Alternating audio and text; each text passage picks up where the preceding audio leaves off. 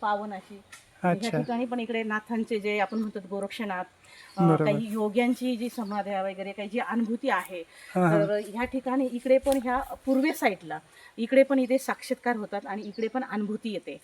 तर मी ज्यावेळेस वयाच्या 16 वर्षी ह्या ठिकाणी या स्थानावर आले, अच्छा. तर माझी मैत्रिणी आणि आम्ही फिरण्यासाठी तिकडे जंगलामध्ये आतमध्ये नदीने गेलेलो होतो. तर तिथून एक आम्हाला छोटासा असा 10-12 वर्षाचा मुलगा भेटला होता हं. आणि त्याला मी विचारलं, बाळ तुझं नाव काय? तर तो म्हटला माझं नाव गोरक्ष आहे.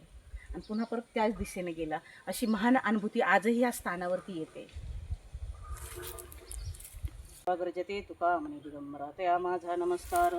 अवधूत चिंतन श्री गुरुदेव दत्त. ही अवधूत स्वामींची मूर्त आणि यापूर्वी इथे 10 ते 20 वर्षापूर्वी मागच्या कालखंडामध्ये एवढा भयानक वृक्ष होता तो, की हा जो समोरचा पिंपळाचा वृक्ष आहे, तर ह्या वृक्षापेक्षा भयानक तिप्पटीने वृक्ष होता हा.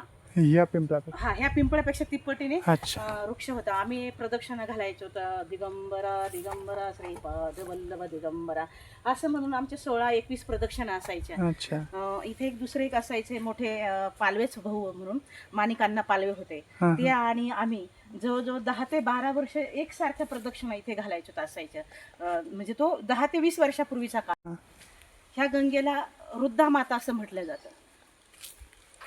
आता गोरक्षनाथ ज्यावेळेस मच्छिंद्रनाथ ज्यावेळेस श्रीराज्यामध्ये गेलेले होते, भोगविलासामध्ये ते लुप्त झाले असताना गोरक्षनाथाने ठरवलं की आपल्या गुरुला पाठीमागे आणायचं. त्यावेळेस गोरक्षनाथ श्रीवेश धारण करून गेले, नटाचा वेश धारण केला आणि त्यांनी त्या पखवाद्यामधून आवाज काढला, चलो मच्छिंद्र गोरकाया.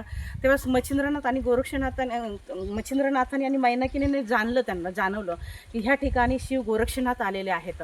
आणि मग त्यांनी मैनाकिनीने सांगितलं की हे राणी, मला आता रुद्रेश्वर म्हणजे म्हातारदेव आणि आदिनाथ या ठिकाणी जाऊन मोठा महाप्रसाद यज्ञ करायचा आहे. तेव्हा मग मैनाकिनी राणीने त्यांना सोन्याची वीट दिली आणि ते ह्या गर्भागिरीमध्ये त्यांनी प्रस्थान केलं. तर तिथे आल्याच्या नंतर सोनं ह्या भागामध्ये पाहिलं तर रस्त्याने येत असताना गोरक्षनाथ मच्छिंद्रनाथ यांचा संवाद होत असताना मच्छिंद्रनाथ म्हणायचे गोरक्षा मुझे डर लगते. तर मच्छिंद्रनाथ म्हणायचे गोरक्षा डर तर पीछे रहिये. ते म्हणजे स्वामीजी डर तर पीछे राहील मच्छिंद्रनाथाला म्हणायचे. मग इथे आले, झोळीत पाहिलं तर ती वीट नव्हती, म्हणून त्यांनी भस्म घेतला आणि संजीवनी मंत्र बोलून त्यांनी ह्या गर्भागिरीमध्ये भिरकवला म्हणजे फेकला. तर हा गर्भागिरी सुवर्णाचा केला अशी आख्यायिका आहे आणि साधकाला तशी अनुभूती पण मिळते. अनन्या चिंतयन्तो माम ये जना परिपासते तेषां नित्यभुक्तानां योगक्षेमं वहाम्यम. अन्य आश्रणां त्यागो इति अनन्यतः.